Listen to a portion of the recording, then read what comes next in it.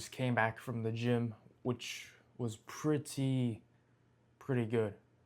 I think I like working out in the morning. It's more peaceful. I can have a slower morning routine, or I'm not in a rush, and I get to work out, which is great. And then I get to do stuff like this, where I can script, write, read, or record videos or edit. And I like this piece where I don't feel like I'm in a rush to do everything. And although I feel a bit rushed and chaotic when I come back home from work, it's still pretty good. Because after work, I usually do some cardio and then I either eat my dinner or do some bull crap that makes me not sleep enough this whole week. So this week, I want to get at least 7 hours of sleep every single night, which means I need to be on top of everything I do. Tomorrow, we'll we'll see how that is because I have run club that is until 8 p.m., which means I'll get 6 or 5 hours if I wake up at 3. So that's the only exception. But the other days, I should be able to go to sleep by 7 or 8 p.m. and wake up at 3. But, anyways, I want to talk about using radical change. And this concept is something I've been implementing into my life. Now, I didn't know I was using radical change in my life. I had to sit down and think, what are the movers? What are the things I'm doing to improve my life? So back when I was in college, I had lots of chaotic things going on. And I didn't know I was being extreme with everything. So what that means is that when I was doing my work, I did solely focused deep work to finish it, and then I moved on to the next task. I had a schedule of my day every single day by the hour, and I would follow it. With practices, I would indulge in different recovery routines. So I would go to practice, I would go to lift, and then I would go to the cold bath to recover. And then every month, I would try to get a massage just to feel better, to perform well, and to, prevent injuries. Now, those things didn't really prevent the injuries that I had just because, I wasn't sleeping enough. Sleeping was the biggest thing. But I had to sacrifice sleep in order to finish projects, finish homeworks, go to work, do my club activities, like hosting events, stuff like that. So, and that was the thing I had to sacrifice. That was the one radical thing I had to do, right? And here's some nice coffee right here, which I am trying to get away from the K cups and going into the reusable ones where I can fill it with my own grounds. There aren't that many videos out there that compare a K cup to their own, reusable ones.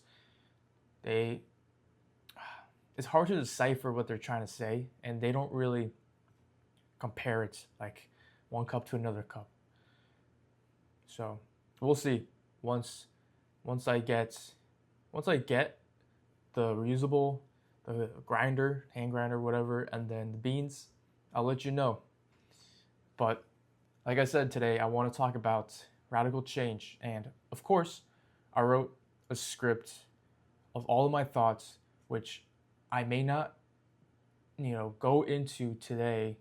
But if you want to read what I thought at this current period of time when I wrote this, then go to the Substack. But I did make bullet points that I want to touch upon. So when you use radical change, the things I did in my life that I'm also going to be implementing or already have implemented into my life is, changing my health. Now, when I went out of college, especially athletics, I didn't really know what to do. Do I want to continue running? Did I want to take a break? Did I just want to go to the gym or run or lift or swim or find another sport? I didn't know what to do. But then I wanted to do something radical. And that means become an athlete again. Now, of course, I could have just done track again, keep doing sprints, explosive stuff, and going to meets. But my whole body was exhausted from that, from years of training. years of injuries too, which I feel every single day, honestly. So I didn't really want to do that. I did have a goal which I did not hit, but I knew that my body isn't capable of that anymore with all the injuries, especially with my schedule too. Not having a lot of hours in my day to train like that. So I wanted something else. And I tried to be more sedentary, or I didn't want to do too much just to help my body heal, but I didn't feel good with it. My mentality was bad. And I had this itch of wanting to do some form of activity. So what I decided to do was do everything. I lift 6 times a week now. I am running long distance. My goal is to do either a 10K or a half marathon this year, which I'll schedule in April, which is a cooler time before the crazy Texas heat.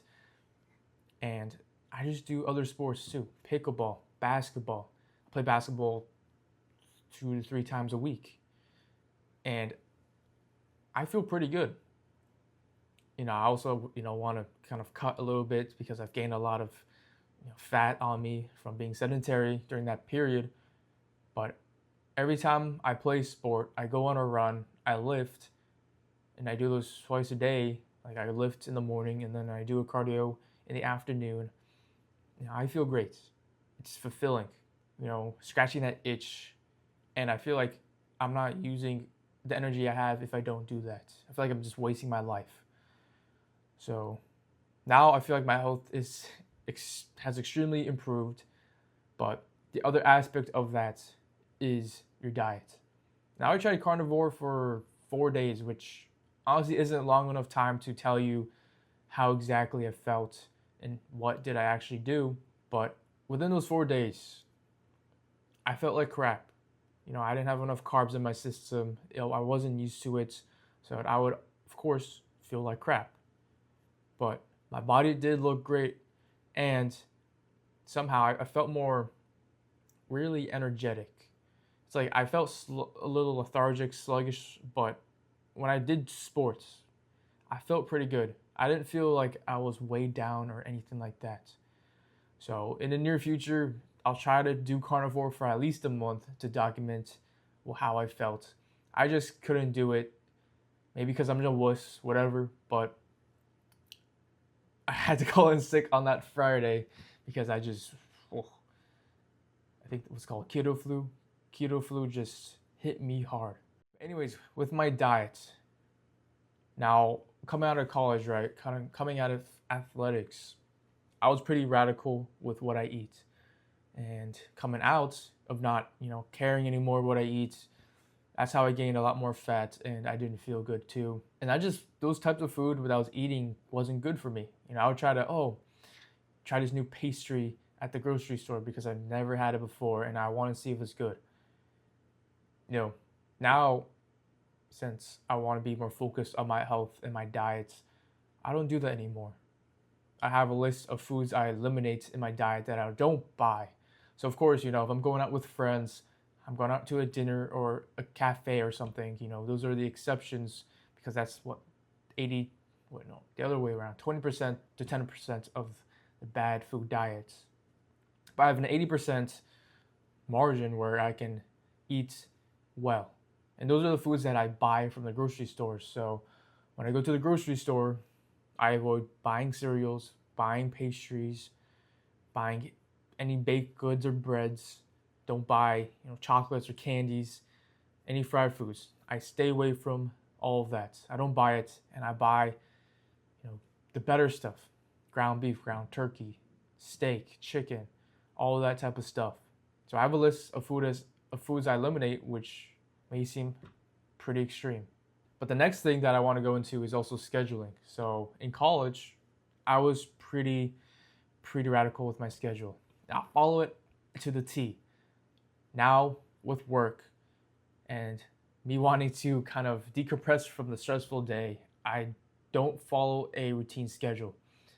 And of course, I work too. I don't have a routine schedule because things change. There's a lot of things going on. So it's not really routine, which has its pros and cons.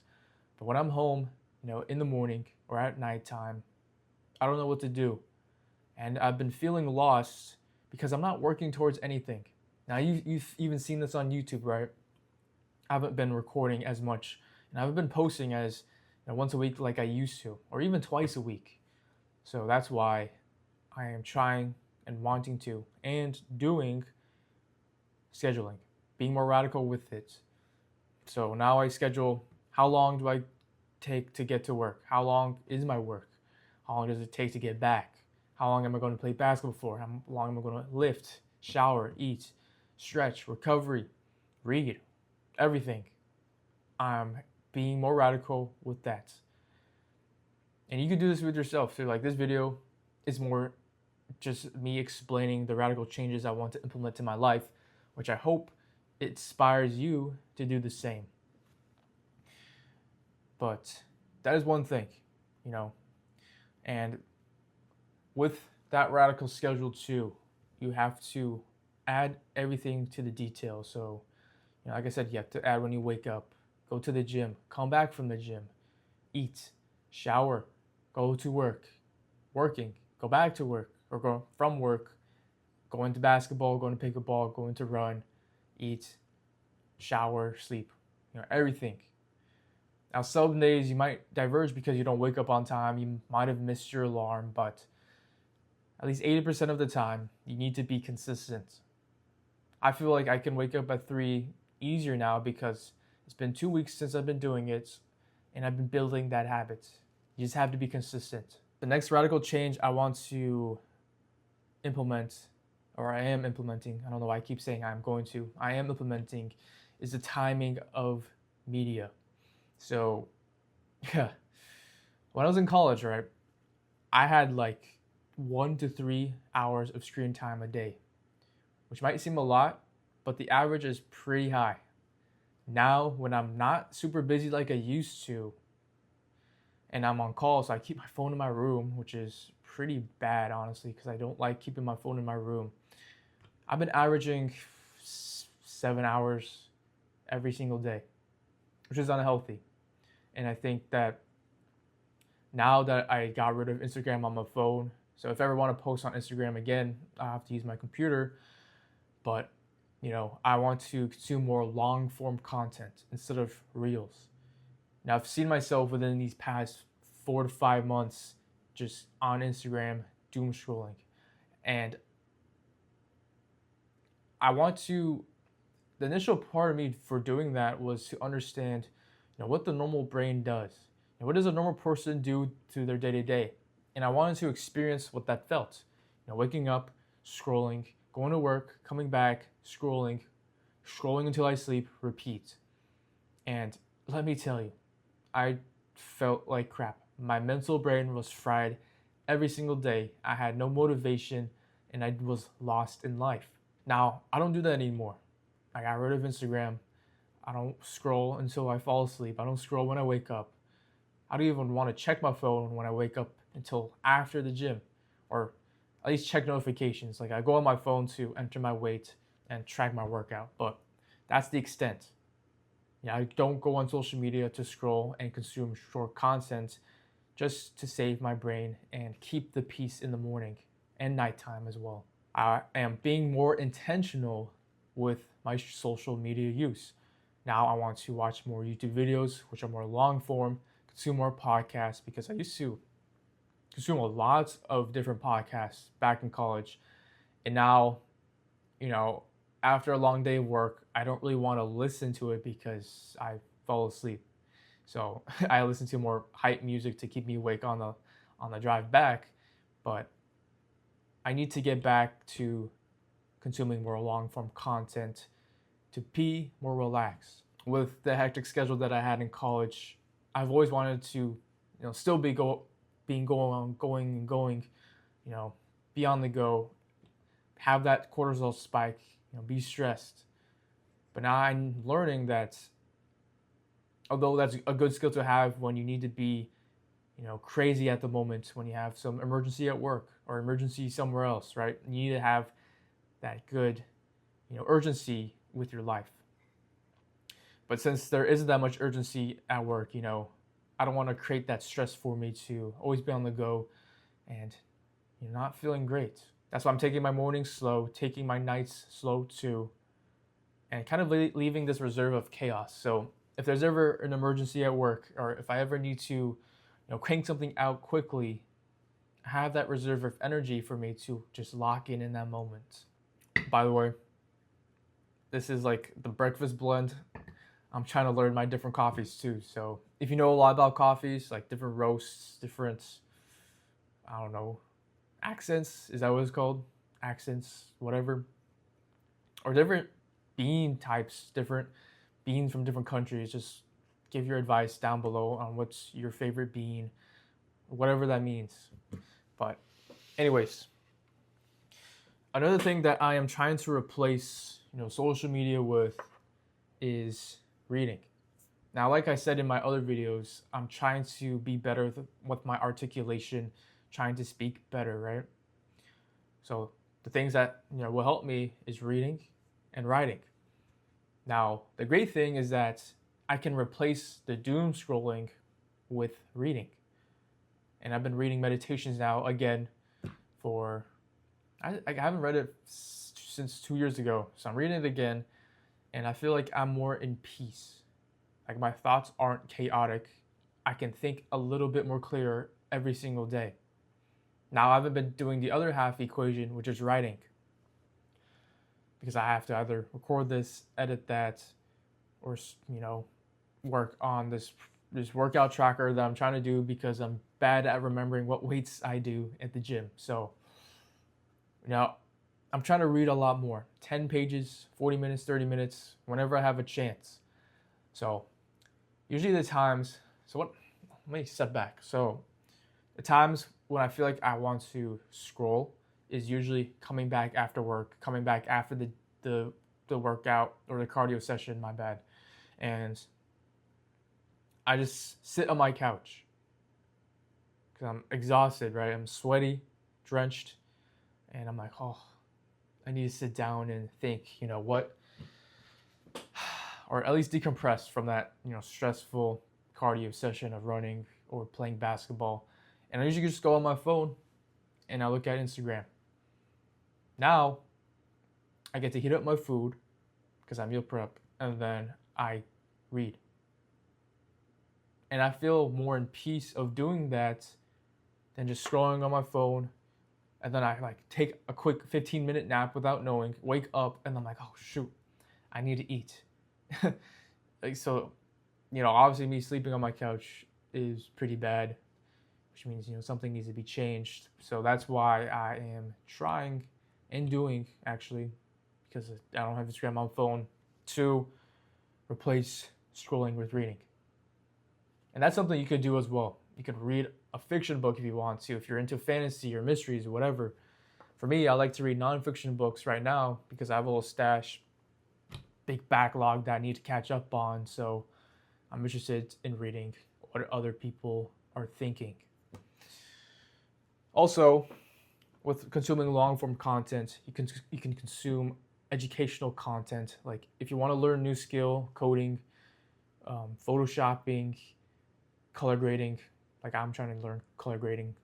So you can use YouTube as that source of education, or you can, listen to a podcast on YouTube or watch something educational. You don't want to be watching Mr. Beast or all these different entertaining things that don't really add value to your life. So the last thing with, consuming these educational content is you need to be radical with your learning. Now, like I said, I was radical with my learning in college because I had limited time. And in order for me to maximize my limited time in college, I need to do something radical, which is doing deep work sessions. Now, personally for me, I think doing deep work sessions are pretty radical because you have to be able to do work for 1.5 hours for that certain time block and then have a 30-minute break or whatever. But in that 1.5 hour block, you need to be doing undistracted work. Now, a lot of us who consume, short form content every single day, who are fidget, who feel some type of anxiousness, we can't sit still. We can't focus for more than 5 minutes. So this is a great challenge for you, right? If you have stuff to do that you need to get, done, do deeper sessions. This is a radical change, but it'll help you progress further with whatever thing you're trying to accomplish. Now, if you're in school and you have some things to memorize, you need to be doing active recall. Now, this is something that I didn't know I was doing back then, but now consuming more of this, self-improvement content, now I understand, okay, the thing that I was doing in the past was actually called active recall, which has helped me memorize things pretty well. So, to give you some backstory, right? I believe it was 10th grade, right? And I took this class called the History of the Middle East. And I was just given this big chunk of book of history throughout until, I believe, 2012, 2011. And we just had to read the whole thing. And the exams, which we didn't know because it wasn't in the syllabus, the exams were just free responses. So the first exam that I had, I bombed it. Because all these are free response questions, which means you had to generate what you remembered. Now for me, I have terrible memory. And I couldn't perform well on that because I couldn't really remember what exactly I read. So that got me thinking, what can I actually do to help me remember these critical events during these certain time periods? So what I did was I created flashcards on Quizlet, and then I created definitions and a term, right? So I put like a time period or a certain country for a time period or a certain meaning, whatever. And then on the back, I'll write the definition of that, like what happened, the cause and effects of that event, and all the important information. So I would legit sit in my bed, or when I did my recovery routine, sit in the bathtub in cold ice or hot tub, whatever, and I would read the term, what is this? And I'll try to remember the definition. And I'll repeat that, right? So once I read the term and then I know the definition, I'll move on to the next card. But before I go into the next card, right, I read the first term that I learned and the definition, and then I stack onto the new word that I have to learn. So it's kind of like adding more flashcards and accumulating all that. Like you have to read one, learn it, go to the next one, but then repeat back from the past one, and then learn from the new one. And once you learn those two, go to the third one, but then you have to repeat the first, second, and remember the third, and then go to the next new one, fourth, go back from 1, 2, 3, and then remember the fourth. I'm sure you understand that picture. It's kind of hard for me to paint, but I hope you get the point. So if you have history class or something like that, doing something like that where you have to do good memorization skills or memorize certain critical events or what happened, do active recall.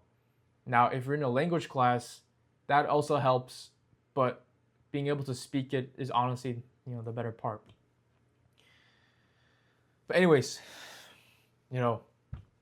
be radical with your life.